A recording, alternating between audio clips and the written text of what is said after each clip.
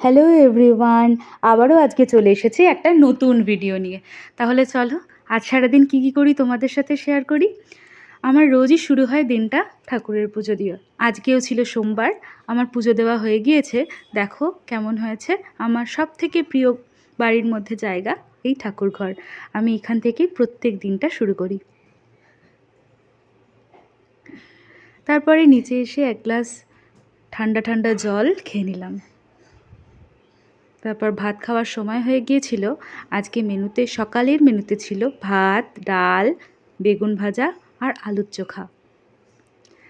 আজ নিরামিষ সোমবার বলে, প্রত্যেক সোমবারই আমরা নিরামিষ খাই। তো আজকের মেনুতে ছিল ভাত, ডাল, ওলের ডাঁটা, কাঁঠালের বীজ ভাজা, বেগুন ভাজা, পটল ভাজা আর মিষ্টি মিষ্টি চাটনি। তারপরে বাবা এক প্লেট আম কেটেছিল।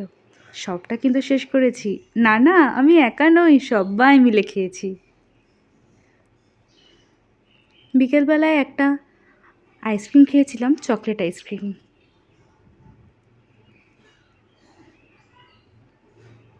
এই তো রাত হয়ে গিয়েছে। রাতে খেয়েছিলাম রুটি, সাদা আলুর তরকারি, বোঁদে আর সিমাই। মেনুটা কিন্তু খুব সুন্দর ছিল। তোমরা এই সাদা আলুর তরকারিটা একবার ট্রাই করতে পারো।